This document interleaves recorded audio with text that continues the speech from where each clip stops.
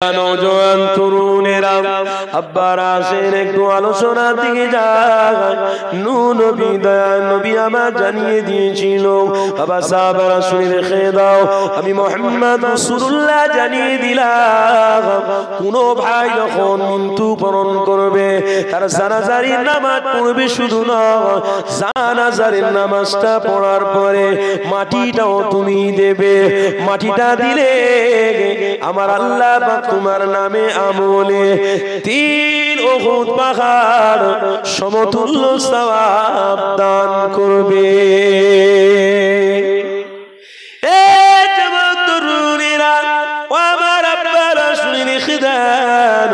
আল্লাহ নবীর কথাটা সত্য কথা, আল্লাহ নবীর কথা মিথ্যা নয় গো।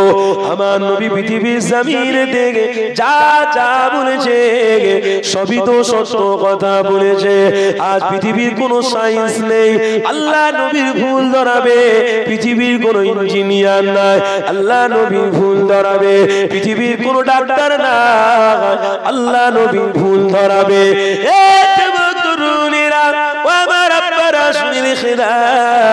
পৃথিবীর অনেক মানুষ রয়েছে যারা মুহাম্মদ রাসূলুল্লাহকে ভালোবেসে ইসলামটাকে গ্রহণ করে নিয়েছে। যুবকেরা শুনে রেখে দেন, হাজার হাজার এরকম নজির রয়েছে। অনেক আমার হিন্দু মায়েরা এখনো এমন আছে, আজানের আওয়াজ যখন তাদের কানে যায় তারা তখন দাঁড়িয়ে দাঁড়িয়ে শুনতে থাকে। অনেক আমার হিন্দু ভাই আছে যখন মসজিদের আজান তাদের কানে যায় কোনো আওয়াজ তারা দেয় না।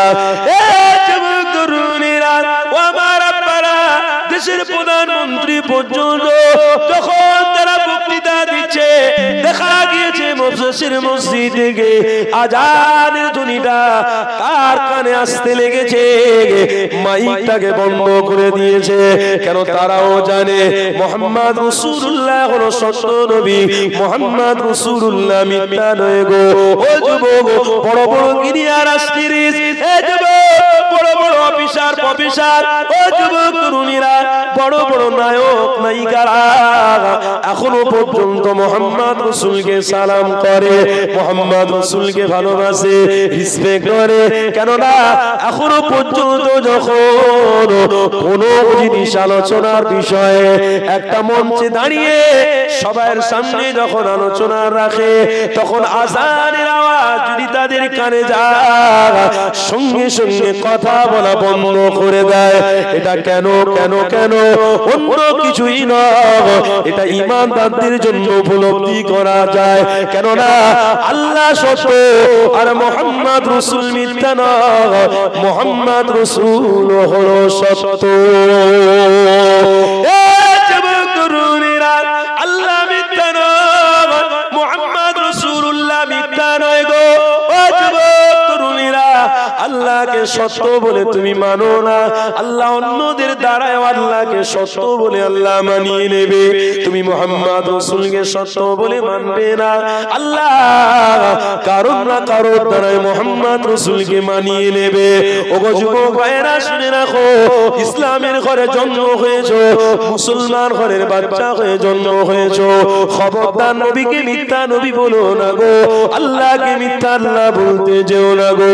কারণ আল্লাহ চোখ দিয়েছে, দেখো ঘুরে ঘুরে আসমানের দিকে আল্লাহ চোখ দিয়েছে, তামাম পৃথিবীটা ঘুরে ঘুরে দেখো, আল্লাহ সূর্য ছাড়া কারোর সূর্য ওঠানোর অধিকার নাই, আল্লাহ জমিন বানানো ছাড়া দুনিয়ার কোনো মানুষের জমিন তৈরি করার ক্ষমতা নাই, আল্লাহ তো কোনো মানুষের রিজিক দেনে ছাড়া পৃথিবীর কোনো মানুষ রিজিক দেওয়ার মালিক নয়। এ যুবক তরুণীরা, তাই তো আমার আল্লাহকে আমরা ভালোবাসি, আর যারা আল্লাহকে ভালোবাসে, মুহাম্মদ রাসূলকে ভালোবাসে, তাদের মধ্যেই তো ঈমান নামক নেয়ামত রয়েছে।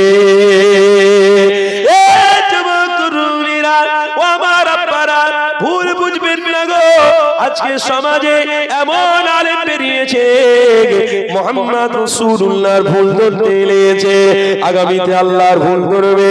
বাবেরা, যুবকেরা, ঈমান বাঁচাতে হবে।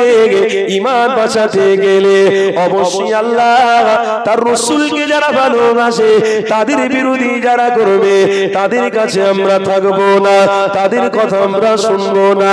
নবীর বিরোধী যখন হবে আমরা তাদের সাথে থাকবো না, আল্লাহর বিরোধী যখন হবে তাদের কাছে আমরা থাকতে পারবো না। কেননা আল্লাহ রাসূল আমার ঈমান, আমানতু বিল্লাহ, সব জিনিসের উপরে তাকওয়া আল্লাহ, আল্লাহকে ভালোবাসা, এটা মুমিনদের দায়িত্ব, ঈমানদারদের দায়িত্ব।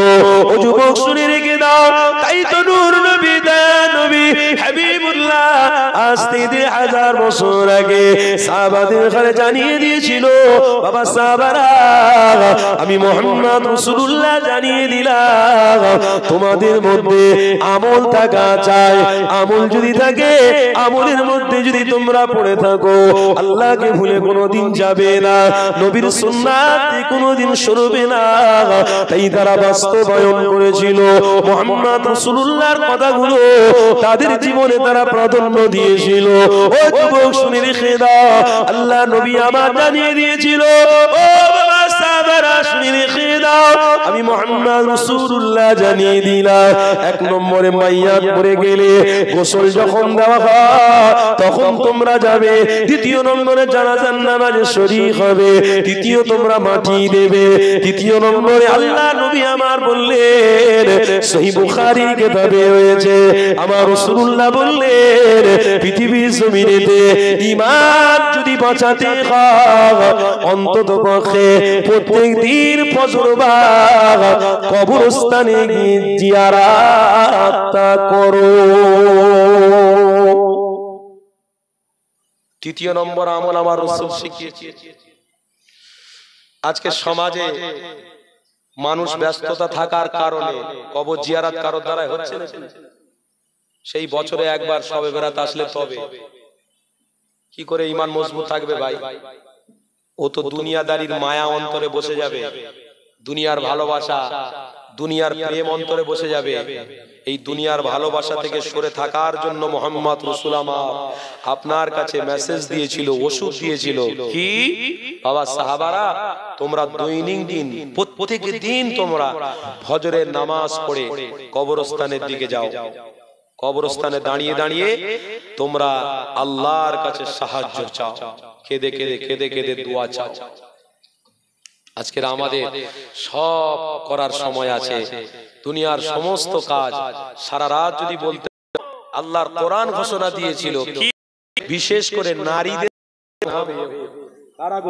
দিমাগ খুব, আমরা বাইতুল মুকাদ্দাসে আঘাত করব বলতে পারবো, আল্লাহ লোক ছোট ছোট বাচ্চা নাজাত, ওই বন্ধু তোমরা চাও এইরকম চিন্তাধারা। আল্লাহ নবীকে কেমন ভালোবাসতে, আল্লাহ নবীকে কতটা প্রেম করতে, এই যুবক তরুণীরা আপনারা শুনে রেখে দেন, আমার রাসূলুল্লাহকে এতটা ভালোবাসতেন। আল্লাহ নবী সাহাবারা মসজিদে নববী ছেড়ে যেতেন না, মসজিদে নববীতে বসে থাকতেন, আমার নবীর চেহারা দিকে তাকাতেন, আল্লাহ পাক খুশি হয়ে যেত। কেননা যারা মুহাম্মদ রাসূলকে ভালোবাসে, ফাত্তাবিউনি, আমার আল্লাহ কোরআনে জানিয়েছে, ওরে আমার বান্দা বান্দীরা, আমার রাসূলুল্লাহকে যারা ভালোবাসবে আমি আল্লাহ তাদের প্রতি বড়ই খুশি হব। শুধু খুশি নয়, আমি আল্লাহ তাদের গুনাহগুলো মাফ করব।